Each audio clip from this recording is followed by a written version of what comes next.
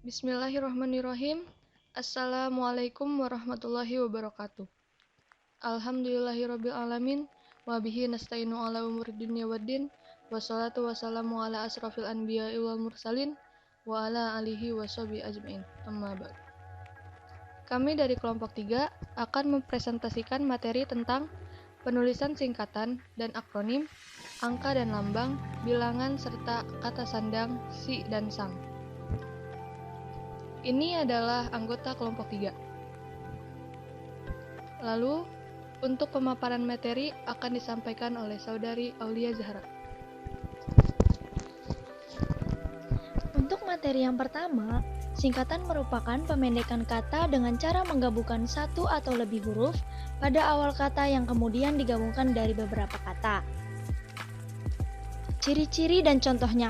Ciri yang pertama, singkatan ditulis disertai dengan tanda titik oleh huruf sesuai aturannya, kecuali penulisan nama lembaga atau organisasi dan surat resmi. Contohnya, R.A. Raden Ajeng. Selanjutnya, ciri kedua, pembacaan ejaannya dilakukan dengan membaca atau mengeja huruf per huruf sesuai dengan bunyi asli huruf tersebut. Contohnya SMA, Sekolah Menengah Atas, atau DPR, Dewan Perwakilan Rakyat. Untuk ciri yang ketiga, untuk semua yang berkenaan dengan lembaga atau organisasi pemerintahan, termasuk dokumen surat resmi, penulisan hurufnya harus huruf kapital. Contohnya nih, MPR, Majelis Permusyawaratan Rakyat, dan lain-lain. Untuk ciri yang keempat, untuk semua yang berkaitan dengan nama orang atau jabatan, gelar, pangkat, atau dan lain-lain, itu ditulis dengan huruf kapital untuk huruf pertamanya. Contohnya IR Basuki Ismail. Untuk contoh yang kelima, bersifat umum ditulis dengan huruf kecil seperti A.L. antara lain, atau S.D. sampai dengan, dan lain sebagainya. Untuk materi yang kedua, yaitu akronim. Akronim merupakan gabungan huruf awal atau suku kata awal dari beberapa kata yang kemudian diperlakukan sebagai kata atau dengan kata lain. Akronim dapat dibaca langsung. Sebenarnya akronim sendiri itu sama seperti singkatan, cuman kalau akronim itu bisa dibaca langsung. Kita lihat ciri-ciri dan contohnya ya. Ciri yang pertama, dari segi penggunaan tanda baca titik, pada akronim penulisan tanpa disertai dengan tanda titik sama sekali. Kalau singkatan tadi kan ada yang pakai tanda titik tuh ya. Kalau akronim itu nggak pakai tanda titik. Contohnya ABRI, Angkatan Bersenjata Republik Indonesia, atau SIM, Surat Izin Mengemudi, dan lain-lain, lebih banyak lagi. Untuk yang kedua, pengejaan hasil penyingkatannya pada akronim, kita bisa membaca penyingkatannya secara langsung, seperti layaknya membaca sebuah kata yang baru terbentuk, seperti tadi, Posyandu, Pos Pelayanan Terpadu, atau Raker, Rapat Kerja, dan lain-lain. Untuk contoh yang ketiga, penggunaan huruf kapital untuk nama organisasi atau lembaga, jika gabungan tersebut terdiri dari huruf-huruf, maka semua huruf ditulis dengan huruf kapital. Contohnya, LIPI, Lembaga Ilmu Pengetahuan Indonesia, atau PGRI, Persatuan Guru Republik Indonesia. Untuk selanjutnya, nama organisasi atau badan yang berupa campuran, gabungan suku kata atau huruf, dan ditulis dengan huruf kapital pada huruf awalnya saja. Contohnya, seperti Bulog, Badan Urusan Logistik, atau Bappenas, Badan Perencanaan Pembangunan Nasional. Itu ditulisnya cuma di awal doang ya, yang huruf kapital. Untuk selanjutnya, bukan nama badan atau organisasi, penulisannya itu cukup ditulis huruf kecil semua, seperti pemilu, pemilihan umum, atau jurdil, jujur dan adil, itu pakai huruf kecil semua. Perbedaannya sudah kelihatan kan, teman-teman? Untuk materi selanjutnya, angka. Angka dipakai untuk menyatakan lambang, bilangan, atau nomor. Pasti semuanya tahu dong angka, kita lihat lagi contoh dan penggunaan angkanya. Angka dipakai untuk menyatakan satu, ukuran, panjang, berat, luas dan isi. Yang kedua, satuan waktu. Yang ketiga, nilai uang. Yang keempat, kuantitas. Dan angka juga lazim nih dipakai untuk nomor jalan, rumah, atau apartemen, seperti menomori bagian karangan, dan lain-lain. Bilangan. Bilangan dinyatakan sebagai angka atau kata. Sama nih seperti angka tadi. Contoh dan penggunaan bilangannya kita lihat. Contoh penulisan lambang bilangan dengan huruf itu seperti ini. Yang pertama, bilangan utuh 15. Itu utuh ya, karena 15. Kalau bilangan pecahan beda, karena penulisannya juga beda. Kalau setengah ditulisnya setengah, dan penulisan angkanya 1/2. Untuk selanjutnya, penulisan lambang bilangan tingkat dapat dilakukan dengan contoh nih. HUT ke-10.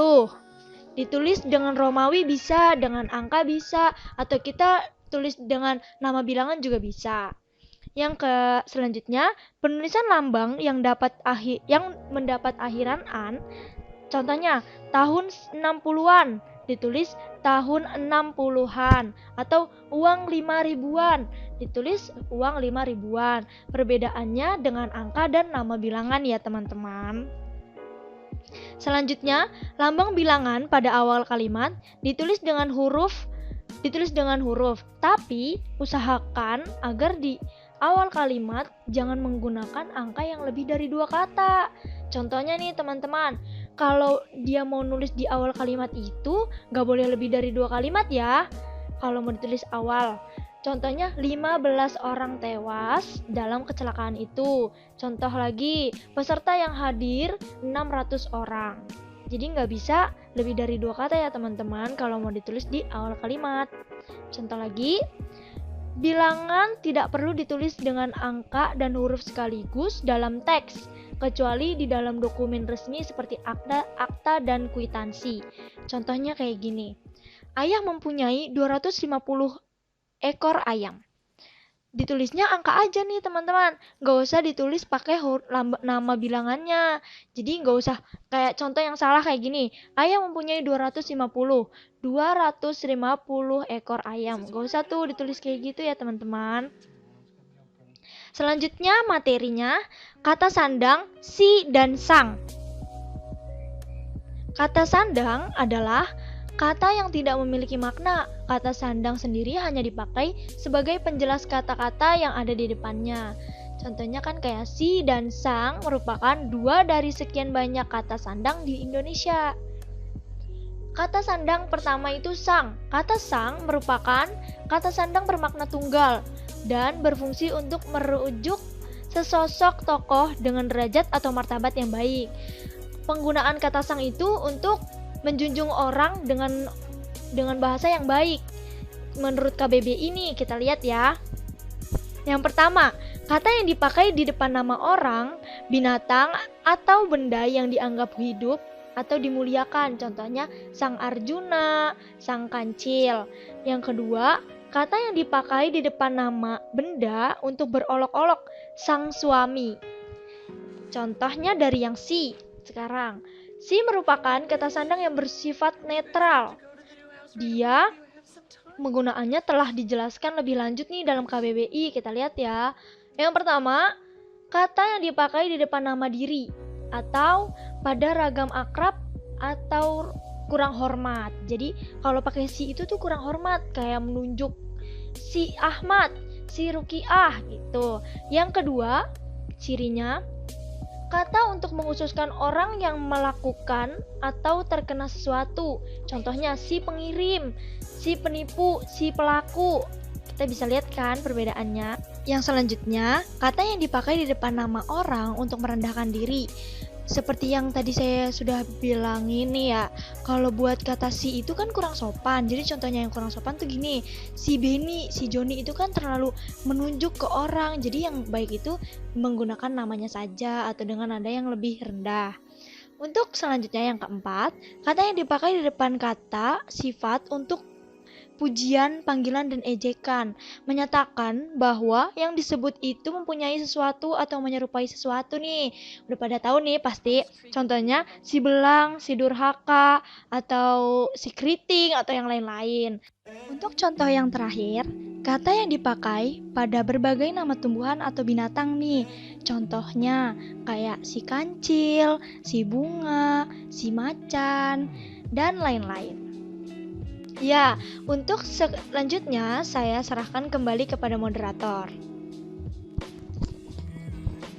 Ya, sekian presentasi dari kelompok kami. Mohon maaf apabila ada kata-kata yang salah. Wabillahi taufiq wa hidayah. Wassalamualaikum warahmatullahi wabarakatuh.